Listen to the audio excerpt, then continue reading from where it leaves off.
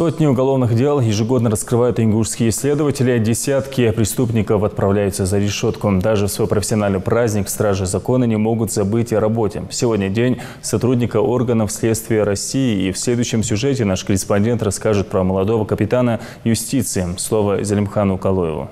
И когда спишь, бывает, что даже порой и сны видятся о работе, об уголовных делах, потому что переживаешь за них, думаешь о них, составляешь планы. Ночью можешь там проснуться, у тебя какая-то хорошая идея, ты быстро проснулся, записал о том, что у тебя есть такая-то идея, можно так сделать, так сделать. Все мысли только о работе. Более 200 раскрытых дел, в числе которых и особо тяжкие преступления. 28-летний капитан юстиции Адам Шанхоев полностью посвящает свою жизнь любимому делу. Желание и стремление стать одним из лучших следователей у него зародилось еще в дошкольном возрасте. И не случайно. У меня отец более 30 лет работает в следственных органах. И вот с детства я, видя трепетное отношение отца к этой работе, как он любит свою работу, выезды на место происшествия, как он помогает гражданам соблюдать их права. И вот с этого времени у меня зародилось желание, которое впоследствии, как вы уже видите, и сбылось. Конечно, этому способствовала очень помощь отца в направлении меня в этом. То, что он привил любовь к этой работе. Отцовские наставления и сейчас помогают Адаму работать добросовестно и ответственно. А без любви к своей профессии стать следователем невозможно в априори, говорит капитан юстиции. Еще будучи студентом на 5-м курсе, свой карьерный рост он начал общественным помощником следователя. 8 лет в Ростове-на-Дону в управлении Следственного комитета, затем спецкомандировка для раскрытия особо важного преступления в центральном аппарате в Москве. И, наконец, капитан юстиции продолжает борьбу с нарушителями, но уже в родной республике. Конечно, приходится работать и ночами, и днем, выезжать на места происшествия. В аппарате, конечно, это меньше происходит, но работая на земле 8 лет, в территориальных следственных органах, конечно, бывали моменты, когда ты днем, у тебя заканчивается рабочий день, у тебя происходит какое-то происшествие, и ты всю ночь едешь с одного происшествия на другое, а потом второй день у тебя уже запланировано заранее все следственные действия, и тебе приходится работать целый день, опять следующий день, и уже не считаясь ни с личным временем, ни с тем, что устал.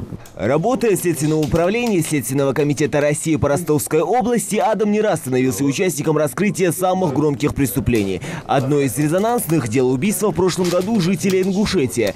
Тело с признаками ожогов распознать было бы сложно, если бы не именной медальон. Следователи быстро вышли на след подозреваемого. Им оказался житель Ростова. Были обнаружены множественные следы биологического происхождения, похожие на кровь. Под давлением этих доказательств ему ничего не оставалось делать, кроме как рассказать. Он действительно рассказал обстоятельства совершения преступления. После этого мы провели сразу же, хотя это было ночное время, это было где-то 3 часа ночи, провели проверку его показаний на месте. Он под видеозапись рассказал обстоятельства, место, орудие нашли, совершение преступления. Без таких громких дел у следователя Шанхоева, как и его коллег, редко обходятся рабочие будни. Сложные, многоэпизодные и неочевидные. В общем, самые различные преступления тяжкой и особо тяжкой категории. Застать кого-то в коридоре трудно. Все следователи сосредоточены на раскрытии преступлений. Времени зря здесь не теряют даже в свой профессиональный праздник.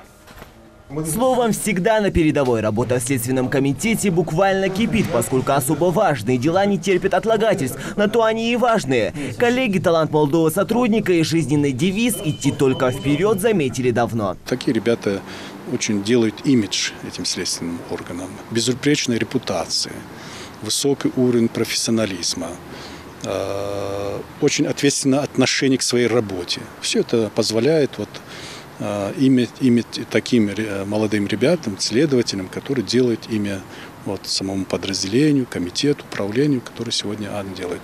Поэтому сегодня я очень рад, что зная его, что у него так хорошо складывается карьера, что у него все это получается хорошо. И, конечно, династия Шанхоевых, которые заложены отцом и продолжается им, другим его братом Ислам. Я хотел бы поздравить Адама Шанхоева, в его лице всех работников, следственных органов с их профессиональным праздником, пожелать им всего самого наилучшего и, главное, вот, хорошего, прекрасного настроения, настрой на работу и хорошей отдачи. И чтобы всегда как можно меньше было преступлений, которых им приходилось бы раскрывать. С работой он справляется великолепно, так как у него хорошие наставники. И самое главное, у него желание работать. Поэтому он постоянно работает над собой, повышением своего уровня, квалификации. Недостаточно закончить институт, надо больше работать, иметь желание работать и любить свою профессию. Поэтому я знаю, что он уже по призванию следователь.